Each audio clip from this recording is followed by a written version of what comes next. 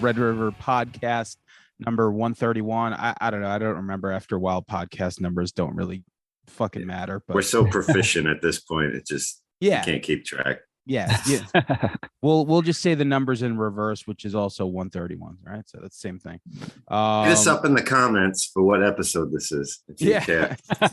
If you knew, let us know. Yo, Austin, thank you for coming back Hey, thanks for having me back. and talking some some Death Wish with us. But I want to get to the book. So last time we talked, you had the Canon Film Guide, which is what you do basically. You do the Lord's work basically for all of us, for sure. You basically compress our childhood into these books. The first issue was 1980 to 84, and now this is probably our favorite era, which is like 85 to 87. So yeah, just, I don't know, talk about the book for a minute. Yeah, this is 85 to 87 was Canon's, I guess, really the golden era under Golan and Globus. Yeah. That's when all of the biggest, best known movies really of theirs came out. It was a time when they were really their most ambitious, both on what they were spending on their movies and how many movies they were making. The 1986 Cannes Film Festival slate that they announced was pretty famous because it was a 60-page spread, which, had they achieved that, had they actually made movies for all of those advertisements in there, that would have been more than one Canon movie in theaters many weekends, which is just crazy. It's a time when Canon was, yes, extremely ambitious, but also had money and some star power to actually back up some of the things they wanted to, the things they wanted to do. But yeah, this is the time this is the time we got all their Tobe Hooper trilogy that they did. This is the time we get Over the Top. This is Superman 4, Masters Universe, American Ninja, a lot of movies that I love. I know a lot of other people love. And really, I do think many of these are when people think of Canon, when they think of Canon in the 80s, they're looking at this very set 3-year span when most of these films came out. You're right, actually. And I think what it is too, because like I try to remember exactly what it's like, and because you could make an argument that they're really not like great movies, but like we remember them in such a way that like maybe they just, when we had Sam Furstenberg on, like I told him that they feel like real movies. Even watching these Death Wish movies for this episode, like shit, even watching Predator yesterday, I was turning to my girlfriend and thinking, like, I don't know, it's so great to see these movies where like the sets were real, like everything about it seemed absolutely fucking real. And I think that's like the attachment that we put onto these movies, where like there's no like everything is prosthetic, everything is just basically right in front of you, and it just makes you appreciate it more now that like a lot of these action movies now look like video games, and they're so, maybe if you grow up loving stuff like that, it's you're attached to it, but like for like someone like me personally, I'm sure like Langan too, we just like, it's just like watching like a fucking video game. We're coming of age in the VHS era and the mom and pop video stores. I mean, the Canon films were always there. So we watched them so many times. I mean, so many times. Or if they were on HBO or TV or early cable and stuff, they play it like a shitload, so. Yeah. These movies were inescapable in the late 80s. Whether at your store where you couldn't spin around without knocking several Canon videos off the shelves, or on cable, because Canon exploited the heck out of those cable rights. So many of these movies, weeks after they were in theaters, they were on cable. In a lot of the country, a lot of these movies you could actually see on cable before the print actually made it to your local theater, which is crazy. But how long does it like, so how long did it take you from beginning to end to like compile everything? And like, I mean, I would imagine it really consumes a big part of your life, right? Yeah, all of my free time, pretty much.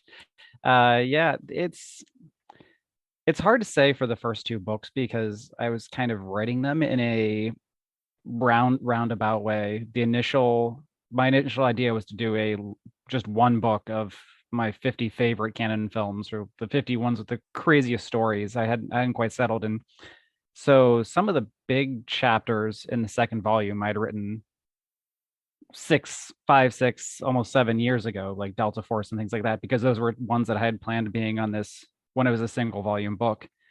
And then when it expanded from there. So it's the whole project has been about 7 years together, altogether right now. And I'm partially partially into the third ones.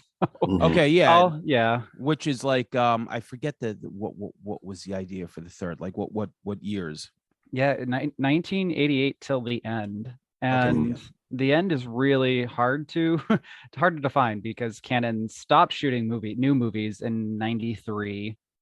They stopped putting movies into theaters in 94, but they were still digging up these old movies that they hadn't released yet and really putting them out onto video to kind of pay off some debts all the way into 1996, which is crazy to think. So even though Canon was dead as a production company in 93, 96 was when the last Canon film, quote unquote, hit video store shelves.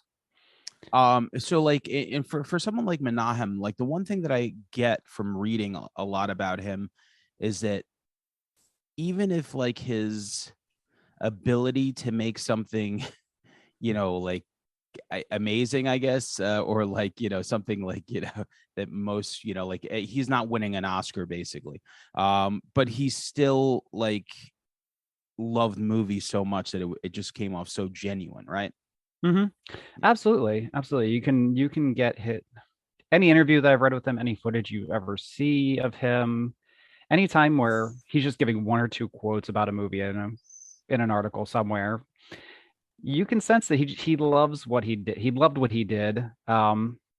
He loves all sorts of movies, and that passion does come out.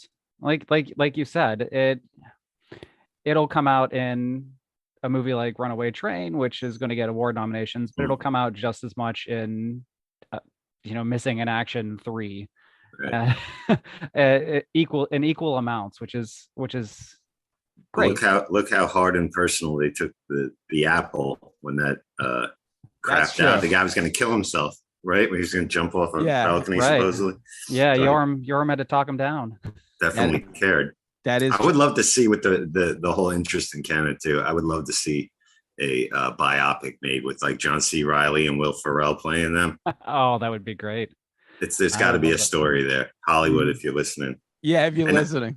I got a 2-part question for you before we get into Death Wish, because me and Sam just we talked about Hard Rock Zombies, which we both didn't realize was a Canon film. So I'd love to get your thoughts on that. And is there a film that you that's out of print that eludes you, that a Canon film that's like you're trying to be a completist and you can't get a hold of?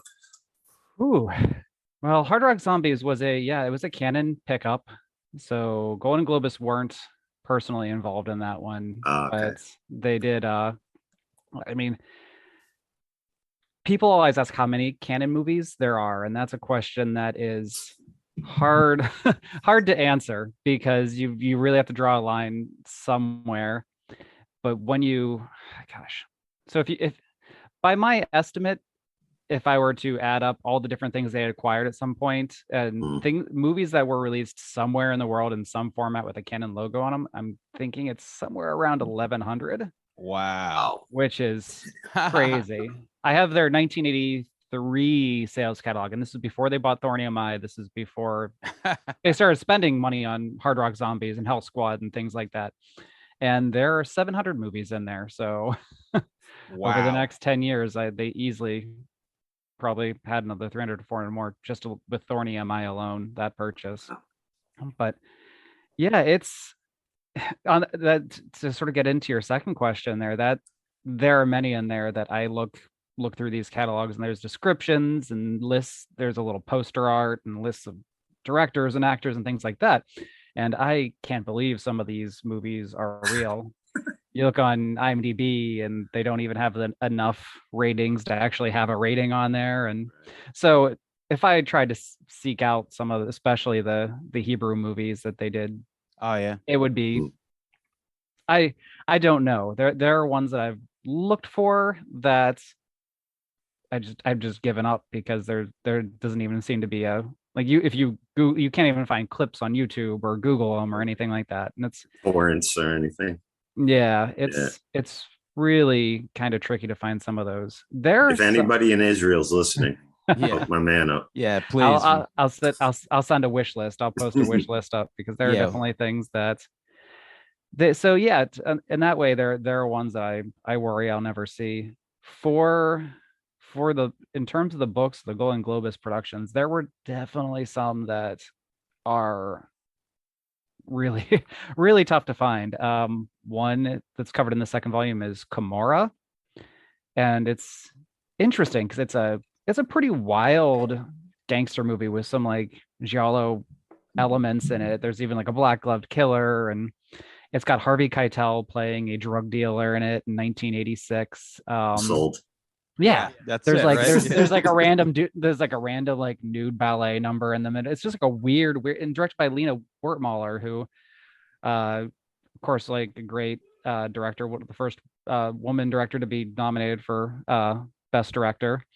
And she wrote, a lot of like she wrote Bronson's Violent City and a lot of spaghetti westerns. And so it's just a great film, and it seems like an obvious one that someone like Vinegar Syndrome or one of these labels would pick up and release Yeah. because it's crazy. But Yep. when I went to get it, when I went to watch it, it was never released in the U.S. It played, I think, 2 weekends, in one in like Washington and one somewhere else at a festival in the U.S. and never got a video release here. And there are DVDs, but they're like a bad that you can get from Europe, but they're incorrect language. And the one when I finally watched, I watched it from a bootleg VHS rip with burned in Greek subtitles.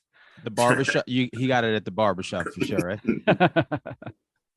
Yeah. So that was, and yeah, I had to put my credit card number into a weird Yeah. high-end websites, and I was kind of scared whether the DVD would show up. And sure enough, yeah, CDR, the DVD-R shows up in a like unmarked envelope from Europe all these months later. And so that's a movie that I write about in there, and I'm hoping that people get more of a chance to see soon. Hopefully somebody, because yeah, there are things that are now kind of getting these Blu-ray releases that I never Yeah. expected I think 5-6 years ago. like you said, Vinegar Syndrome, Vinegar, yeah, that's it.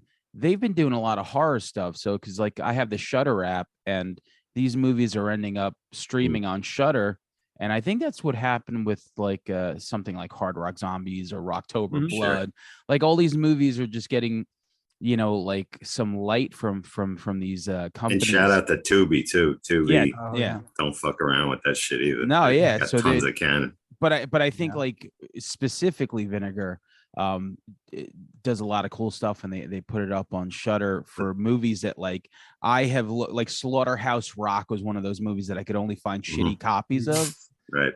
but like they cleaned it up, so they're doing the work. If For Criterion Channel has their own streaming service, it's time we have the canon streaming service. I will gladly Right? plunk down $10 a month. Yeah. Yeah, I mean, if I'm sure with as many as Tubi has already, that if they open up a subscription model or something, I'm sure they could pull that off. Did those guys have children? Do they own like a lot of this stuff? Like, where did this all fall when it went down?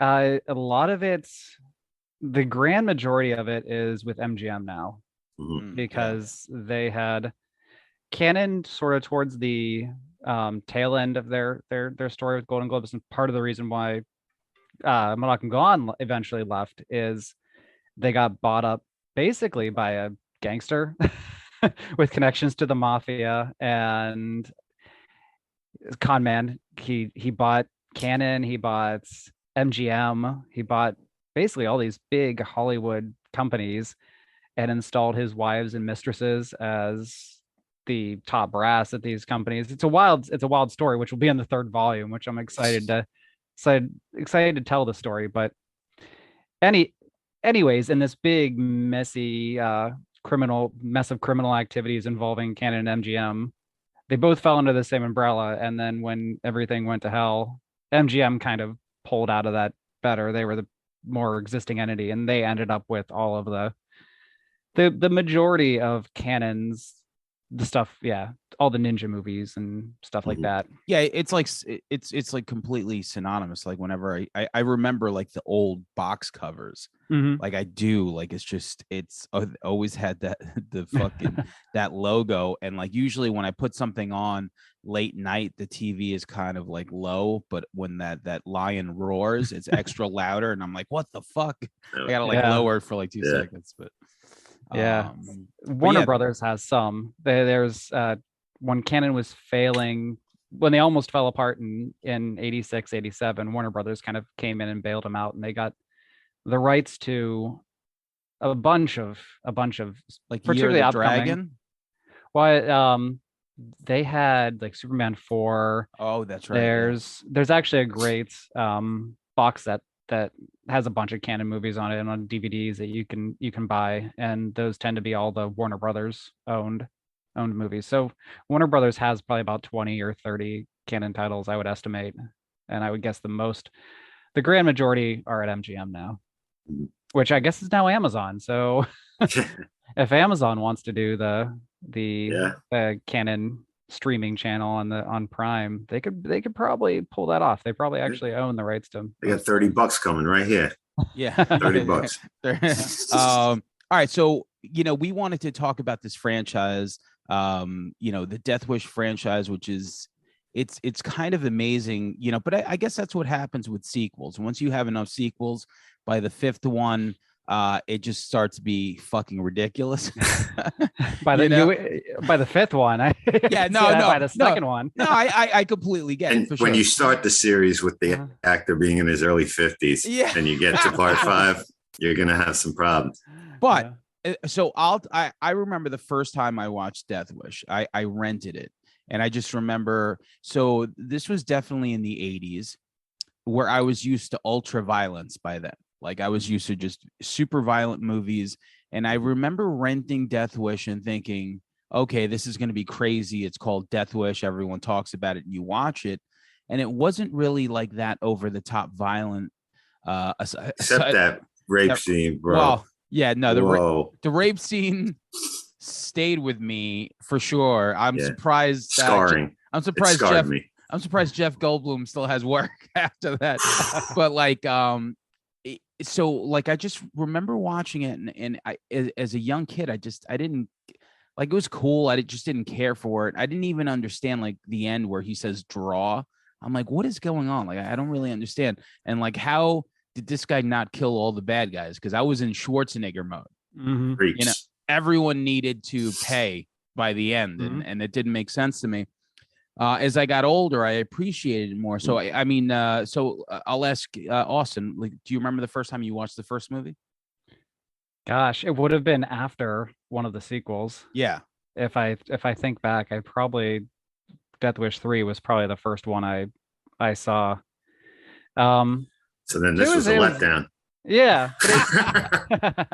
Yeah, it's interesting though, because it does you really kind of draw a good comparison looking at this movie through sort of the eyes like the 80s action. If you were used to 80s action, and looking back at Death Wish, which was 74, and it was a very different time, but I think by the time Fierce Canon got City, him, New York, by the time they got Canon got hold of the company of the franchise, and probably what you were hoping for was more of a Death Wish 3. When you were an 80s action fan, I think Death Wish 3 really kind of reflects that Schwarzenegger Stallone style of it, just the high death counts. You go from, I think it's like what, four or six guys or something in the first one that he kills tops. It's low. And then it's like tops. And like the thing is, it's funny too, because like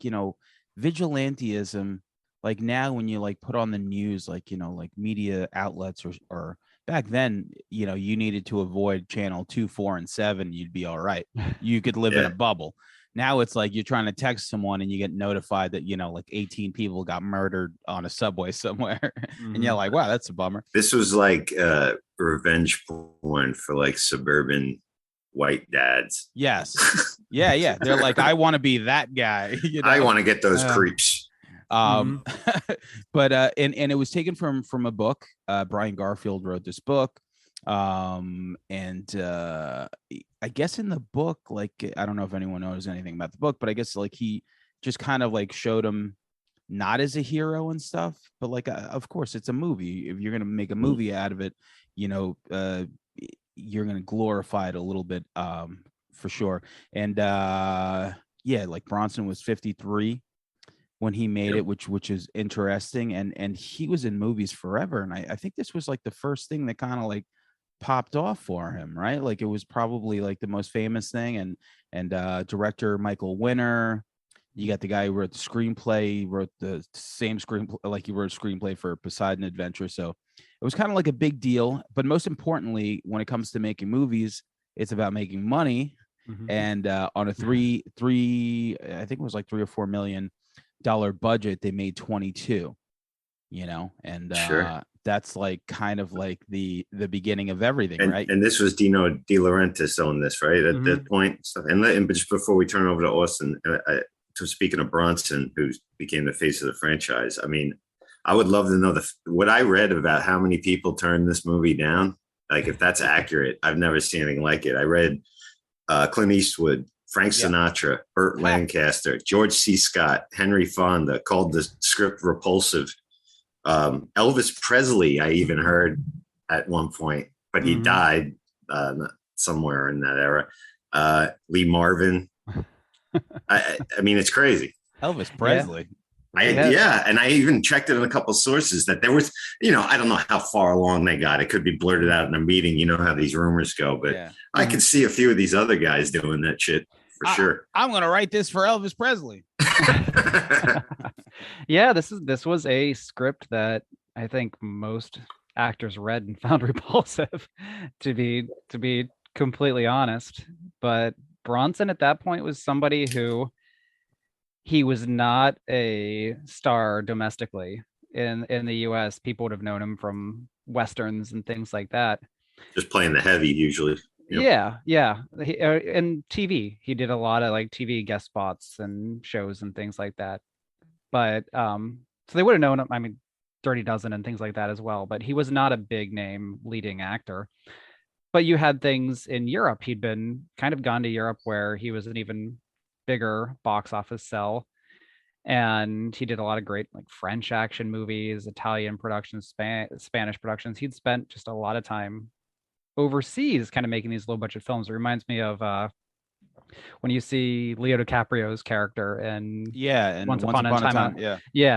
That's kind of the career that Bronson was having in that point. And so when they went to make Death Wish 3, he was somebody who, it was not one of the major Hollywood stars that they'd probably hoped for, but they knew Bronson. They're like, okay, well, at least we're going to be able to book this easily all over Europe because he's a much bigger star there than he is here. But this changed that. The first Death Wish came out and it was a hit here, as you said, is sort of this suburban dad revenge fantasy film. It inspired many others that were in that vein to come out in the 70s. But yeah, it turned Bronson into a Hollywood star at the young age of 53. It's so interesting too, because I love Charlie Bronson, as we all do and stuff. Motherfucker, Charlie Bronson, I gotta say it that way. He cut such a presence just physically because no wonder he didn't become a big star, because he is the most wooden, like, when he tries, I think Death Wish 1 is the only film I even see him try to emote, when he's got that roll of quarters and freaking out, like, in the apartment. But he's got his expressions is just so interesting. Like, sometimes I wonder what he's thinking about. He was definitely like one of those like Hollywood man's man. So like we all appreciate it for that level. But like the first two movies definitely are connected. Like they feel like kind of like that same vibe. Sure. I mean, aside from that ridiculous ending of the second one, but like it's the movie in Los Angeles. Yeah, it's the first one, but let's move it. But like, so the one scene that always got me was, you know, they almost wanted to make like this real movie because the first mugger that he kills, like he goes home, he pukes, he's kind of like there's just such apprehension about it, where it's just like the way you would, I imagine, if you're looking to do something like that, you would be like, yo, this is kind of fucked up, you know. And I that part always got me. And it's funny, like, you know, from where you go from there to like where it went. And then you throw in Vincent Gardenia, right? So like, so 8 years later, they make a sequel, right? 8 years later. Yeah. And was that that was a canon film, right? 82 it came out. Yeah, that was, so that story I love. If you want to, let's hear do it. So yeah. So Golden Globus, very successful in Israel as producers, independent producers of their own sort of films, kind of doing the canon stuff, but doing it on a much smaller, much more foreign scale. They bought Canon, hoping that would be their foothold into the US market. So they bought the company in 79, and one of the first things they did was take out this giant ad spread announcing all their movies. And some of those are things that you have what would become Life Force in there. At the time, it was called Space Vampires, and it was going to star Klaus Kinski, which is one of the very first, which is just, I love trying to imagine that version of Life Force. But another one of the movies was a sequel to Death Wish, which at that time was going to be directed by Menachem Golan himself. And this was 1979. Thing was, anyone involved with the first Death Wish movie, that was the first they'd heard of it, seeing these ads in, you know, Variety and Hollywood Reporter. Like, wait. So Dino De Laurentiis at that point, he thinks, like, nobody wanted a sequel to Death Wish. Like, that movie basically ends on a note that could finish it. Yeah. Plus, like, he's like, I know Charlie Bronson's not going to want to do it. He would never touch this again. Like, this is, he saw absolutely like zero value in the Death Wish like sequel rights. So he had his lawyers call up Canon though, and he's like, well, let's force them to buy it now that they've advertised it. Like, let's call them up and threaten to sue, and let's they like make the purchase. Oh, that's great. That's gangster right there. Yeah. So Dino's lawyers called him up, and I think they paid, you know, some six figures, but low six figures for the Death Wish sequel rights, because again, like, Dino thought they had no value at all. So Canon was sunk at that point, and so they went to Charles Bronson, who said, no way, who wants to watch this? There's no reason for it. So finally they kept upping their offer until they offered him basically something that he would have never gotten shooting a movie in Spain or Italy or something like that, and he could shoot it in LA without really leaving his estate there. Not bad. Yeah. So it came together. So it was a movie that everyone was reluctant to make, and Charles Bronson was the one who was like, told Menachem, like, you're not directing this. I won't do it if you'll direct it. Like, bring Michael Winter back, because they were still friends at that point. And Death Wish 2 came together, and yeah, it was despite everyone except for probably Golden Globus thinking that this was going to be a huge train wreck, it was a major commercial success for them. And it's really was like the same kind of like setup. Like, he's like in LA now, which is funny because they dropped him off. No, he took a bus to Chicago after the first one, and he's like, I'll just keep going. And then Jill Ireland, his real wife, plays Jerry. I think she's like, what is she's like a writer, right? She's doing the criminal, like, so she's involved with something like that. Yeah, and he had in the contract that no savage scenes to her. You know what I mean? Yeah. One of the amazing too. He's even wooden with her, and that's his real wife. One of the rare Kersey love interests to actually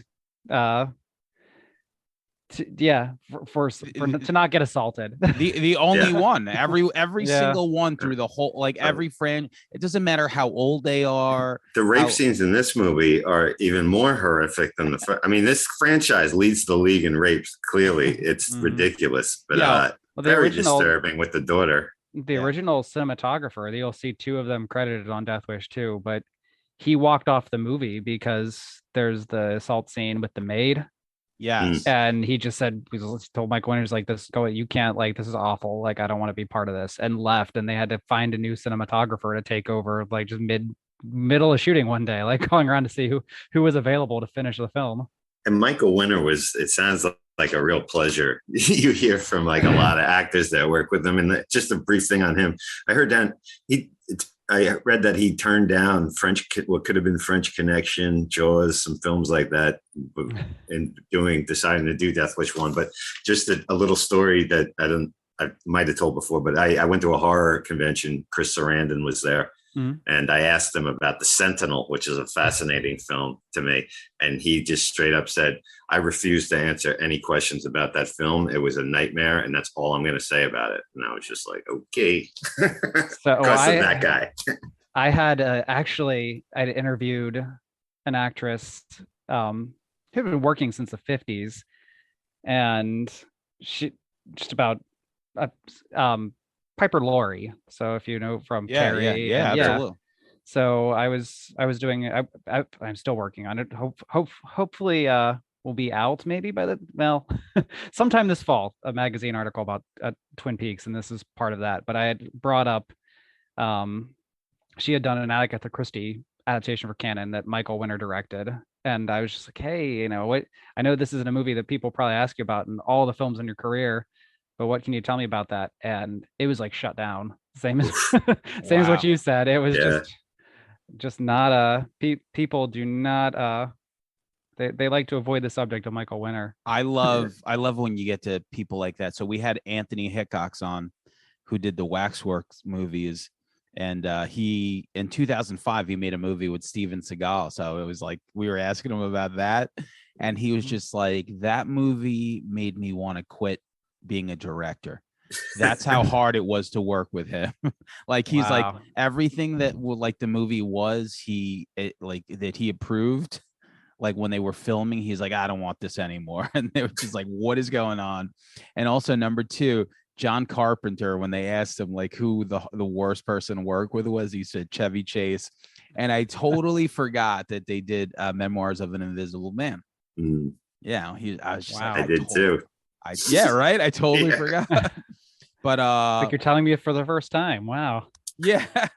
So all right. So the first two really, like Paul Kersey, just he's it's pretty cohesive. He's this architect. He's living his life in New York.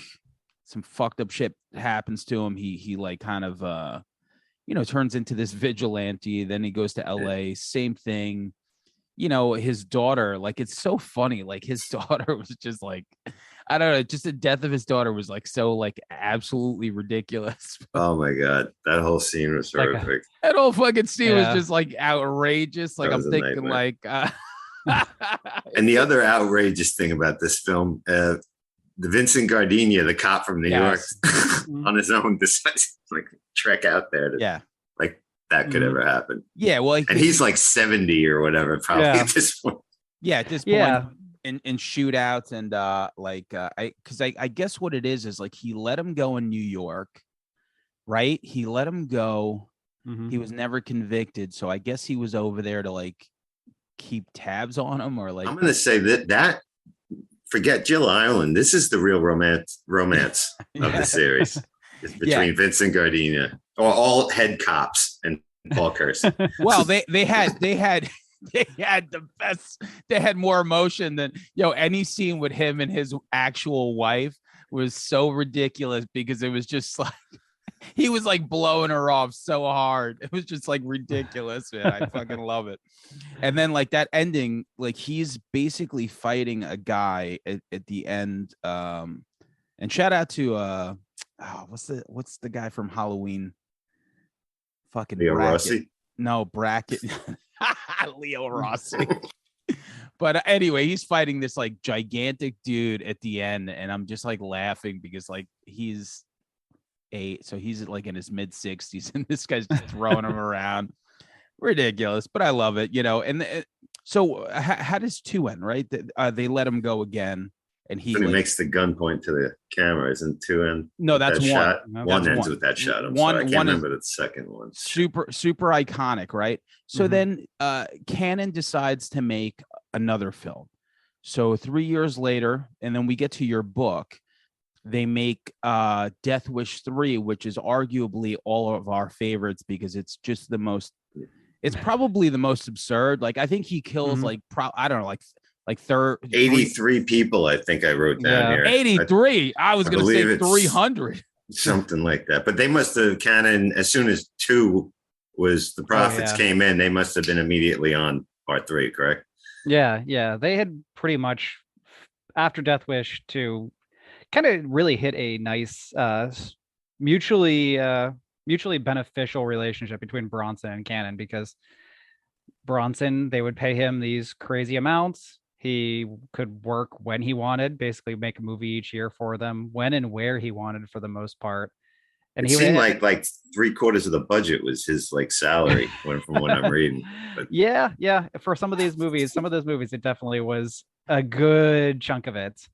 And he got a lot of input into who was involved. He got to pick directors and co-stars, and his stepsons had roles on it, like behind the scenes on the movies. So it was great for Bronson, and it was great for Cannon because these were surefire hits. These were movies that they could double their money on selling before they even started rolling cameras on it, like by selling the international rights and the video rights. That's but yeah, so that Death Wish 2 came. They did 10 to Midnight, and then great Death movie. Wish. I like 10 to Midnight's like a really good, underappreciated like slasher film, like very like mean-spirited, great villain, and the director J. Lee Thompson is that his name? Yeah, that guy's done a lot of cool shit, including Death Wish 4, which we'll talk about. Yeah, he made many movies with Bronson over the years. Yeah, he made the worst one, I think, Messenger of Death, for sure. He did, yeah. But so Bronson now finds himself back in New York, so he's like ping-ponging, ends the first, like, the setup of Death Wish 3 is so fucking ridiculous. Like, I love it though. It's so good. So like as a kid, I'm like, we're watching this stuff and you don't, like the way I looked at it when I was like, I guess 7, and now at 44, completely different.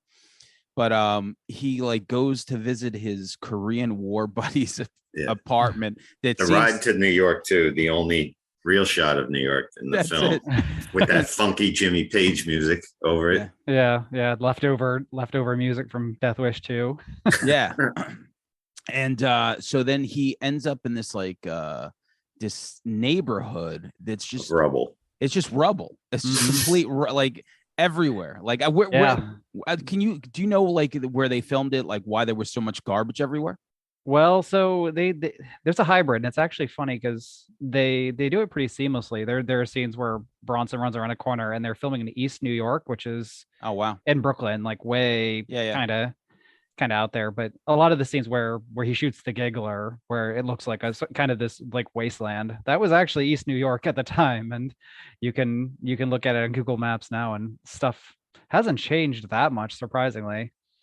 It was like Cannon could have shot like a dystopian sci-fi movie on the same location right afterwards. Yeah, but like Cyborg 3. The shootout at the end, and a lot of the scenes where you see especially like Bronson looking out an apartment window and seeing stuff happening, this was all done at a basically at a out of service area of a hospital in London, which is amazing. It's recognizably not New York, but they did a pretty good job blending the two together, because there are definitely scenes where you see like Bronson like running up to a corner, and then the next scene he's like looking at somebody, and that's something that was shot in New York. Wow. And then something that was shot in London. But I never would have noticed. Yeah, they do it really well. but yeah, so that a lot of that was just because they couldn't actually like blow all that stuff up in any part of New York City. I had that always they, heard a that they rumor. wanted to. I'm sorry. Go Oh ahead. no, that's just they needed to build these sets somewhere, and they did it in London just so they could burn them down and blow them up. And Was Chuck Norris at one time attached to this? Was there any truth to that? Or was it always Bronson with Cannon?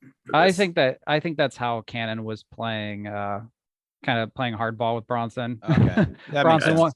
Bronson wanted even more money. Each Death Wish movie, he got more money, which is great for him and his agent. Yeah, for sure. I could see Cannon doing that like every film they make with this star thing. Like, we got Chuck Norris already. All right. Got him interested. You know what, Norris? We're just gonna put Bronson in Missing in Action 4. So fuck off. Well, there was kind of a hierarchy because you could see like anytime Bronson didn't want to do anything, Cannon could threaten to put Chuck in it. And anytime Chuck didn't want to do something, they could threaten to put Dudikoff in it. Yeah. It's Cannon starlets. Yeah. They just had it was like a rock, paper, scissors. It's like the studio system of the 50s and 40s. Is it true Bronson made Chuck Norris change his name to Chuck, so it wasn't Charles Norris? No. Okay. All right. I like to think that's true.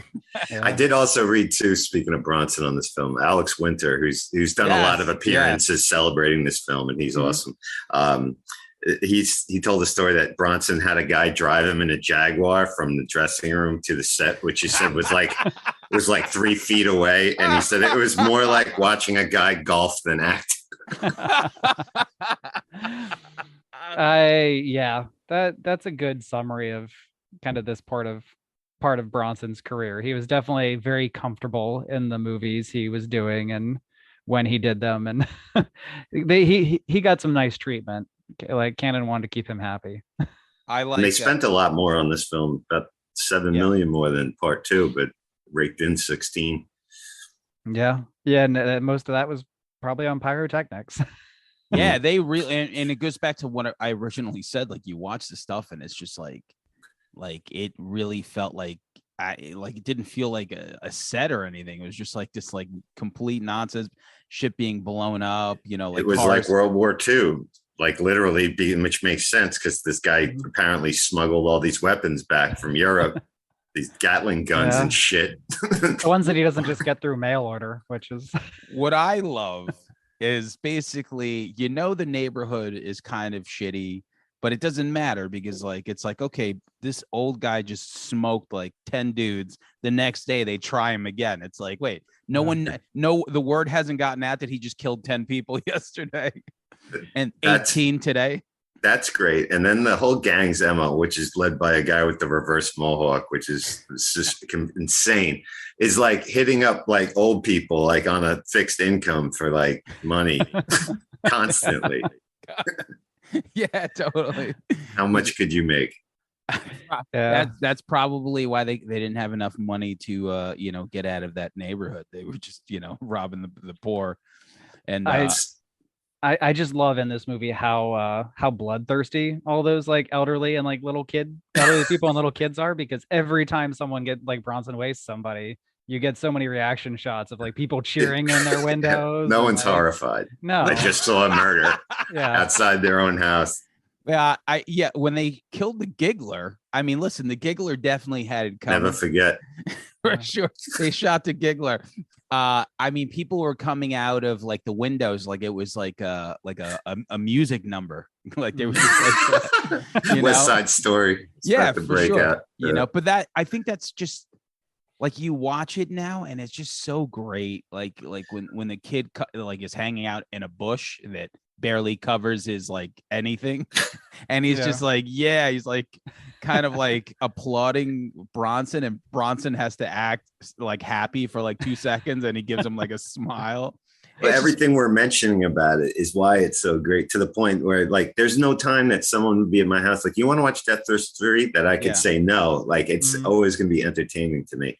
And I got a sidetrack too. One of my favorite love interests in the entire franchise is this one with this girl, 30 years his junior, that falls in love with him almost instantly, and has to drive to that neighborhood to ask him out. They go out for dinner late night, and she's sitting there you know, with her window rolled down or whatever. When we used to go into New York City, my mom would lock all the doors and windows. Like when I was growing up, she's just sitting there chilling.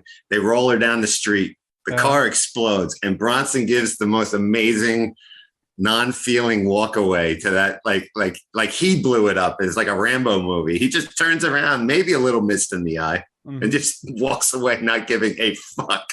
You figure this guy, literally anyone that he touches or wants to hang out with gets killed. Like it's just unbelievable. Like or raped. like we're or both.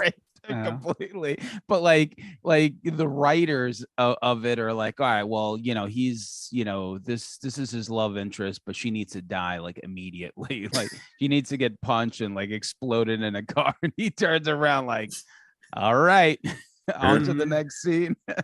It's right. That's my car. That's my favorite delivery. Well, it's not that scene in particular, but you know what I mean. No, but that was Murphy's Law. So that was part of the book, actually, I read, where like the original book that dude wrote had the giggler, and it had that you know, that he bought that car as like a plant, which is cool. I thought that's like a good one.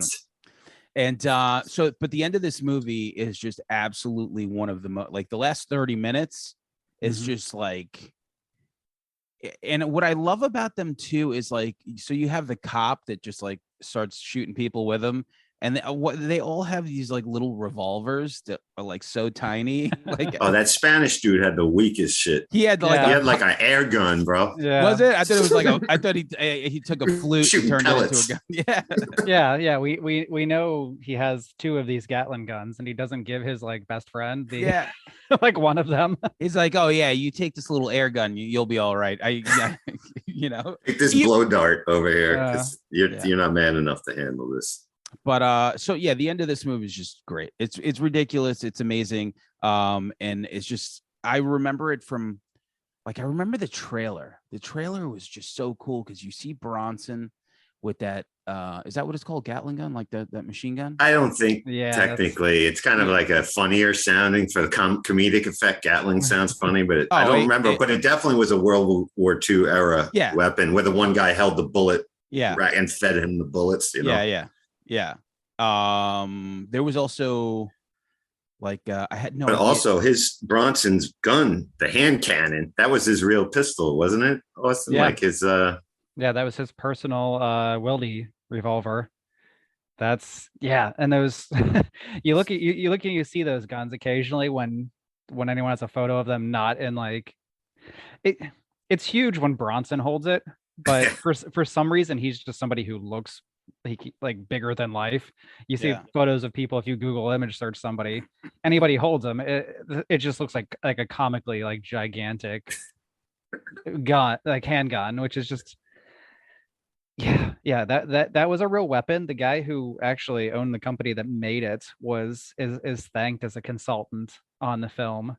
And it was just Bronson's personal gun, and he liked it, and they put it in the movie. All right, so 3's over. Amazing. You know, like we said, probably the most entertaining out of all the 5. Then he goes back to LA in Death Wish 4, which is also covered in your book, The Crackdown. I didn't hate this movie, and plus I love John P. Ryan. I think John P. Ryan is like one of like Cannon's like go-to for Avenging Force, Delta Force 2. I thought he was pretty funny in. Really cool stuff. So anything you could tell us about about Death Wish 4? Well, so Death Wish 4 was, again, like Bronson was reluctant every time they came to him to make another Death Wish. So to get Death Wish 4 to happen, they kind of had to sign him to this bigger, re-upped his contract for all these other movies. But sorry, I'm reading this script called Kinjite. But he also at that point I think he had thought the violence was a little too extreme in Death Wish 3, which is funny because this is he brought a guy who brought his own gun to work. You read interviews with him when he's promoting the movie, and they're like, oh, so what do you think of Death Wish 3? I don't know, I think it's too violent. It's like stuff like that. He wasn't he's the only guy that they could. I'm sure there's plenty of other people that do it, but just to be so unexcited about promoting Death Wish 3, even though the movie was a number one film for like them and at the box office, and Bronson was not impressed. But yeah, he thought it was too violent. So I mean, he did kill people for. I mean, there was. I can't think of a scene where somebody didn't get killed. I'm being Yeah. typecast. he was done. He was also done with Michael Winner, so he had got them to swap out Michael Winner for J. Lee Thompson, who another close friend of Bronson's, someone he loved working with. And yeah, so Death Wish 4 came together, and while it wasn't a box office success, they were able to sell the rights to it, pre-sell the rights so much. It's actually one of the most like printed copies on VHS of any of the canon movies, because video stores were just ordering up Death Wish 4 like crazy. I know the people listening at home aren't going to be able to see this, but just because it's within hands reach, I have a reel of some of like you can't see it, but it's the giant great. 6 foot Nice. Bronson standee and like all the in-store displays you can have. So this is a catalog for selling they would send it out to video stores, and the video stores that's amazing. Ordered the hell out of this thing, this movie. So it ended up being, I believe, their most profitable Death Wish movie, even though it didn't. Wow, it wasn't the box office success the 2 and 3 were. But yeah, this movie's different. It's still very, very violent. I love John P. Ryan in anything. I'm a huge John P. Ryan fan. I actually have a signed John P. Ryan poster hanging right on the wall, right behind your guys's, where I see your guys' heads right now. He's great in all those canon films. Yeah, and he plays this kind of, I mean, spoiler alert, guy who hires Bronson to basically as this mysterious benefactor to finance his campaign against the drug trade in California. And he ends up being, of course, like another drug dealer, but most of the movie is like this very Yojimbo like story of Charles Bronson playing these two competing drug gangs against each other and kind of infiltrating them. And I there's a lot of stuff I like about Death Wish 4. Me too. There's it's not as crazy as the second half, especially of Death Wish 3, but you get some fun stuff. You get Bronson actually having to be kind of smart and creative to like infiltrate or like sneak into places. You get some cool deaths. You get as a waiter. Yeah. Yes.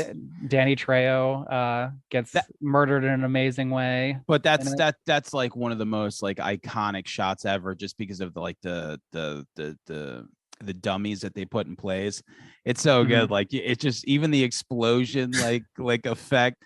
I'm like, wow, they really cut it back on this one, but it's just and there's some really great, I think, interestingly filmed and edited scenes in this one out of all of them. I think of there's where he's following the guy at the arcade, the bumper cars.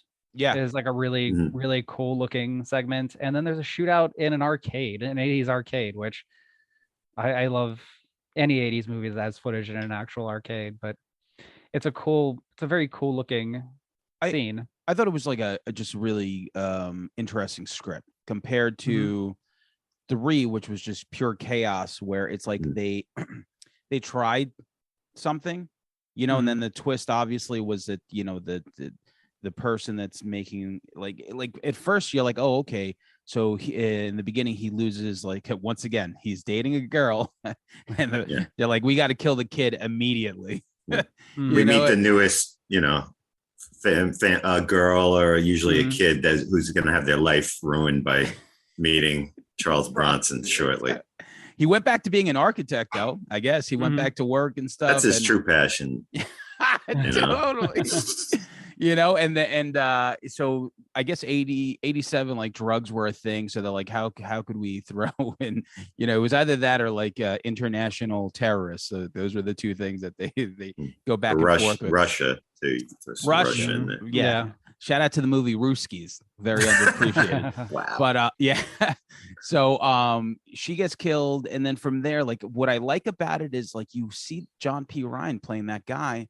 And like we said, spoiler alert, he's basically blackmailing Bronson and but like by tugging on his heartstrings, and then feeds him the intel. So like all the intel narration and stuff like that, the action sequences are really cool. Like you're like, oh, okay, like he's kind of like, it's funny, like the Death Wish franchise makes me realize that Bronson is literally like Michael Myers.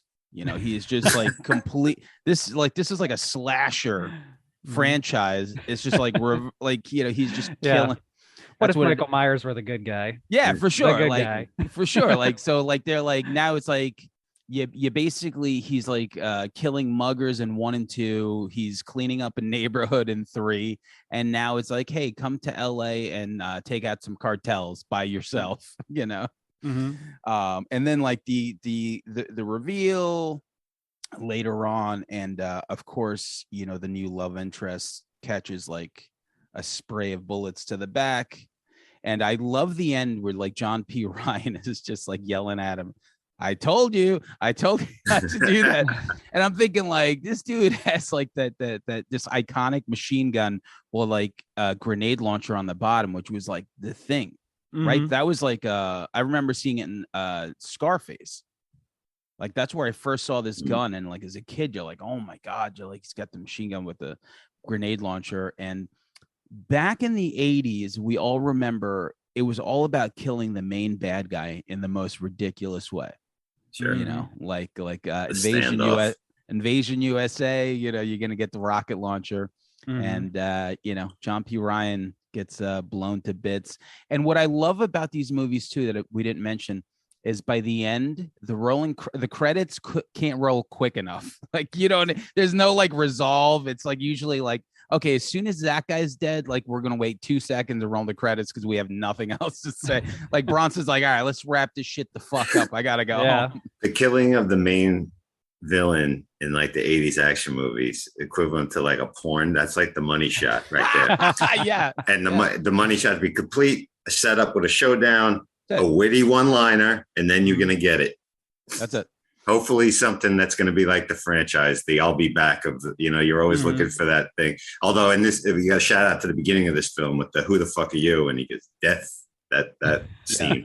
Awesome. So the beginning of this film too, like you kind of like go into his psyche, and maybe like you're like, oh, maybe this is like a remorseful Paul Kersey, but that was like done right away. He had that one bad dream, and then from there, he's like, fuck this. He like murdered like 400 people, which leads us to the last movie, which is fucking terrible, completely.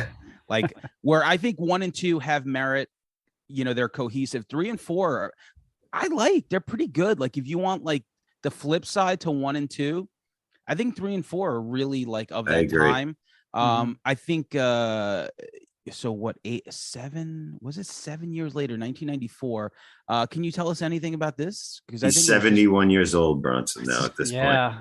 This is for Menachem Golan's 21st Century Film Corporation. So when the Golden Globe is split up, Golan got in the divorce. He got the Death Wish option as well as the Spider-Man and Captain America rights. So he ended up making Captain America with Albert Pune there. Yeah. Early on at 21st Century. In the divorce, you said? Yeah, between him and his cousin. when Canon split up. I'm thinking his wife for a second. Like, no, you get the house, but I get Death Wish 5. I think he was probably. You take the kids, but I get Superman 4. You get Lambada. I'll take the other Lambada. Yeah, I think Globus saw Menachem Golan a lot more than his wife during those years. This was something too that Cannon or Bronson had stopped working for a while, and I know I know people say don't, like, as soon as you retire, you got to have something to do, because then you're going to fall apart. Your health goes away. If you don't keep active, I know a lot of people in my family, I have a lot of uncles who are afraid to retire for that reason, because they think they're just going to physically deteriorate. So they're working into their 70s and things like that, even though they're eligible to retire.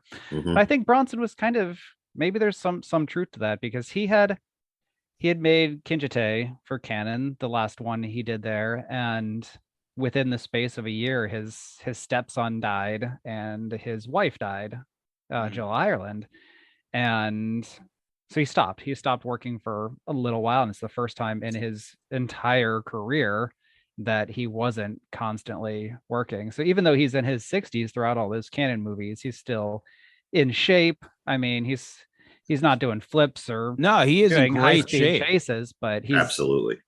But yes, he goes away and he comes back and he's making, Family of Cops and TV movies, and the Yes Virginia, there is a Santa Claus with Charles Bronson. But did he play Santa Claus? No, because I'm on that shit right after we hang up, if that's true. Yeah, Who did he play? Unfortunately, he was the I believe the old shopkeeper, maybe the guy in that one. But town cobbler.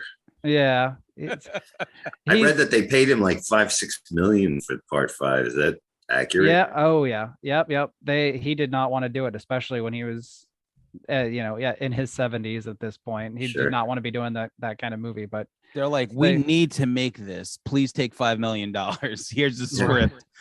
We have no money left over for anything else, but if you just come back, and do this. Mm-hmm. And I'll even say that even though the film wasn't bad, I thought Bronson looked like this was like the loosest he was, like he was enjoying it a little bit. Like, yeah, he's kind of taken back, like, all right, this is what I'm known for. I'm in my late stages. I'm getting paid a shitload of money.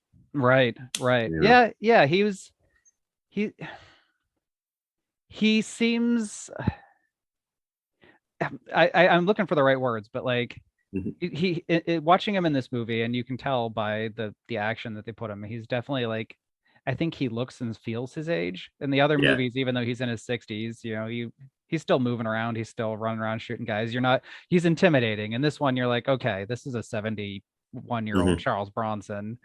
But yeah, I think he is a little laid back in it, which is nice. So 20 years after the original, basically 1994, he's back to New York, apparently in the witness protection program or some random ass shit like that. So, in New York at this point, I guess like the mob is like a prominent thing, like the Gotti trial probably just ended. So he has this girlfriend, and Olivia, and of course this girlfriend is her ex-boyfriend just happens to be a mobster, an Irish mobster with a firm stranglehold on the fashion industry. as it happens a lot. Absolutely. So this time they're like, hey, let's not kill this girl right away, let's just disfigure her, smash her face into a fucking mirror, and no rapes in this movie. No rapes. The only one, I think, right? I know the last one, part 4, is the only one with no nudity, and I think this one's the only one without a rape in it, I believe. It's possible. I have no idea. I know that we'll check the stats on that. Definitely. Michael Winter is definitely rolling over his grave when he thinks about this. There's a lot of nudity in this one. But the guy who does it, I kept seeing his face. I was just like, man, I fucking know this guy. I'm like, I know this guy's face, and he was like in drag when he did that thing, but he was the guy, the disfigured guy in 2 movies. Disfigured guy in Land of the Dead. Disfigured guy 1. Yeah, and he was a disfigured guy in the remake of The Hills Have Eyes. Which your bread is buttered, you go with it.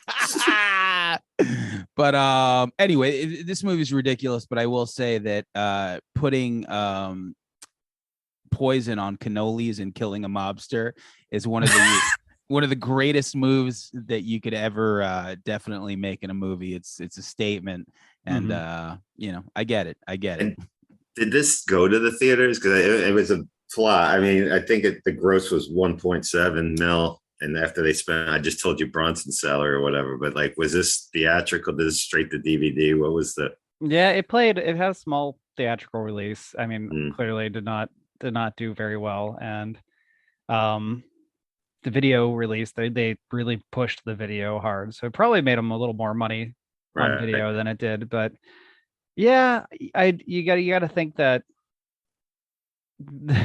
that maybe the gap in the movies, I think audiences were starting to catch up with how ridiculous the franchise Right. had become, because it was a 7-year gap between 4 and 5, which is almost the same gap there was between 1 and 2. Mm-hmm. So tastes definitely changed. I think things moved on. Like by that time, Reservoir Dogs was out. Certain things where it's like, oh, okay, like you've moved on. Well, the whole action, guy, the whole thing, like like Terminator 2. They get starting to that action frenzy of the 80s had curtailed. You know what I mean? And sizzled a little bit. No, but you do get like Terminator 2, which was like at that point the greatest action movie ever.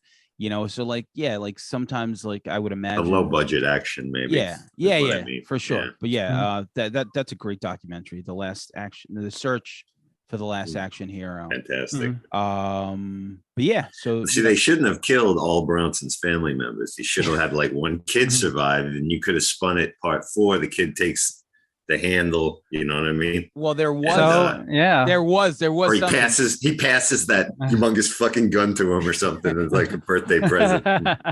there was, right? Wasn't there talk of a 6th movie without him? Well, yeah, they had considered it. Things fell apart for Golan being able to get things done after that. But yeah, was Aaron Norris a part of it? Is that true? It wouldn't have surprised me at all. I don't remember offhand, but that seems I'm just kidding. Very. So 4 had actually had 2 different endings before the one we got to, the classic, short range rocket launcher explosion of John P. Ryan that we all know and love. The first ending of 4 played more into the tortured Paul Kersey, kind of like dealing with the weight of him having murdered like well over 100 people over the course of the last few movies.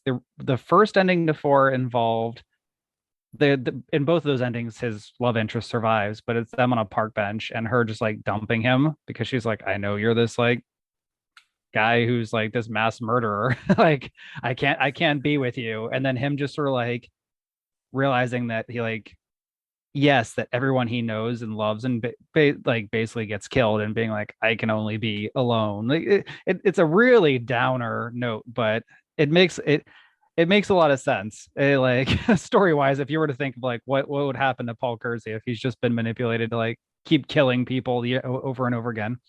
The other ending, though, the one that applies more to this, is she survives yet again. She watches him kill off John Paul Ryan's character, and he's heading to the airport, and she turns to him. She's like, why don't I come visit you sometime? I can maybe we can go hunting together. And he's like, after you know what I am, after everything I've done. And she's like, somebody needs to clean up the streets, some line like that. But it implies that she will become his sidekick and that they'll work together as I like the that. Kerseys. I love it. Sold. So the ending though is like, he's like, has to think about it. And so he's going and getting on the plane, and he turns around in the tunnel and looks at her, and he does the little smile and finger gun that he does from the first movie. Mm-hmm. And it would have ended on that. And that would have been a very cool ending. If you were going to wrap the series with a 4th, like that would have been amazing. Yeah, sure. The final chapter. Like the one woman who like survives him, knowing him, becomes his sidekick.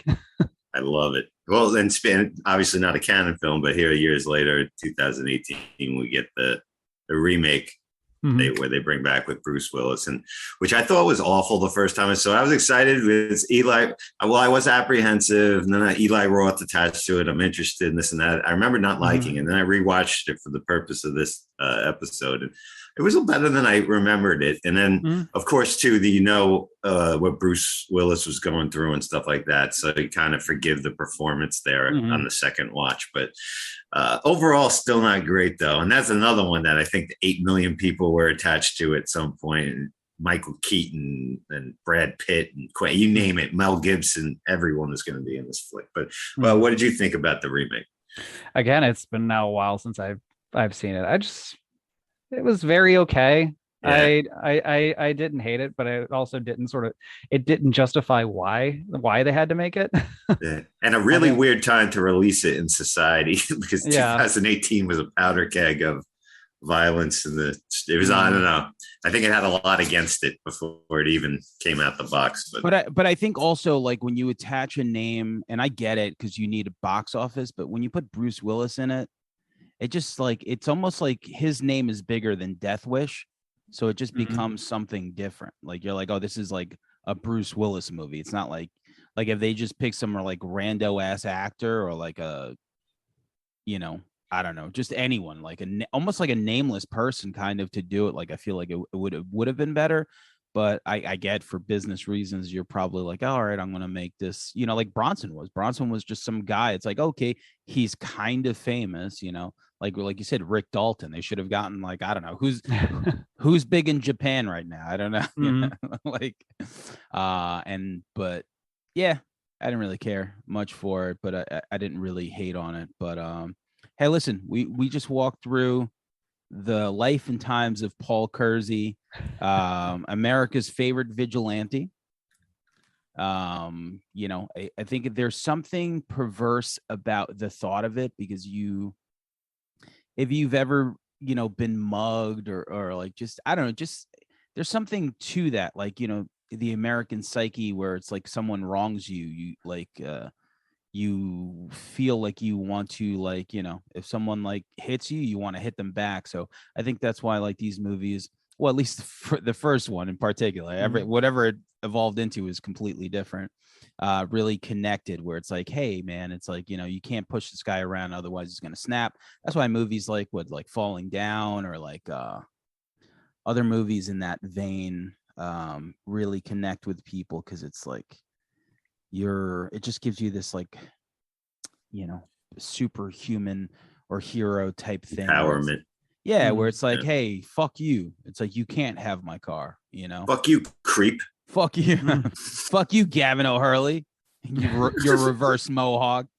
Fuck I mean, what world would that guy be leading a gang? And I gotta shout out though, the diversity of the gang is something to be applauded. I mean, we have Black people, everyone, Latinos, white guys, like it's I think we need to look at that, the positive part.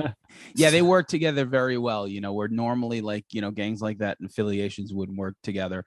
Alex Winter and the Giggler later on went on to be in Full Metal Jacket, so shout out to him.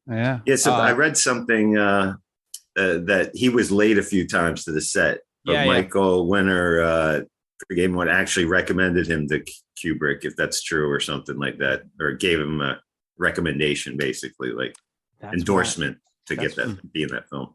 That's what I read myself. But yeah, listen, so the Canon Film Guide, Volume 2, anything else you want to say about it? No, you guys, I'm gonna cover it right up top. It's out now. It is out. Released last May, and the Kindle version just hit at the end of July, which is pretty fun. So it gives people a cheap option, a very inexpensive option if they want it digitally. So yeah, check it out. And if you have any interest in anyone, Canon movies, 80s B movies, action movies, I post a lot of stuff on Twitter and Facebook that obviously there's only so much room. These books are about 1,700 pages combined, the first two, that there's still not room for. So only. Yeah. We'll post all your links for sure. And then thank you. And thanks for coming on. And hopefully when you put out your book chronicling the final days of Canon, we could have you back in. And now for that next time period, what would you recommend what's the glory days of the next book you're gonna put? We just talked about these glory films. What would you recommend?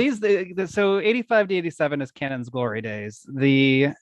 The last book covers really the dark period of canon, the direct to video era. And outside of a few highlights, obviously the discovery of Jean-Claude Van Damme with Bloodsport being probably the biggest thing. You also get Cyborg in there, and there are some good movies in there, but there's also a lot of kind of direct to video cheap. They suddenly did not have money to make the big movies that they were making a few years earlier. So it just shrunk down in size and scale of what they could do. But something I'm excited about, something this book will have that I think a lot of people get a kick out of, is a section on all of the movies that Canon released or advertised but never made or released. So they were big on just announcing, making a fake poster for something and taking it to Cannes to see if they could sell it to people. And a lot of times they didn't. So you have, a dozen Charles Bronson movies that just happen to be the ideas that sold a little less than the movies they did make. Is it true? That's got to be amazing. Is it true that he was going to play Spider-Man? Bronson, no. He would have made a great Peter Parker, though. I could see him swinging around and dropping those little wisecracks and stuff. Yeah. That definitely smile of his. Refusing to wear that mask. Yeah, this mask is stupid. I'm not wearing that. Mess up my head. What kind of costume is this? He would have had just a leather jacket with like a Spider-Man button on it, and that would have been his Spider-Man uniform. Who are you? I'm Spider-Man. Like that's it, just in his regular clothes. Yeah. So no way I'm wearing that costume. Listen, you're the man. Thank you for thanks for having me. You're one of us. And you're anytime, like when the next book comes out, and we'll put the links up. Your Facebook page is great. I mean, even like yesterday I shared one of your it's like that 1987 clippings of like the movies. It was like back to the beach, like I mean, like it's just like it's such a simple picture, but it rewinds your brain enough to like where like you snort a line of happiness off of it, and you're like, I remember 1987. This is great, and then you kind of keep it moving. So you do a lot of cool stuff. So thank you again for doing it. Oh, thank you. Man. Thank you so much. All right. I really appreciate it. Later, guys. Man. Thank you. Have a good day, guys.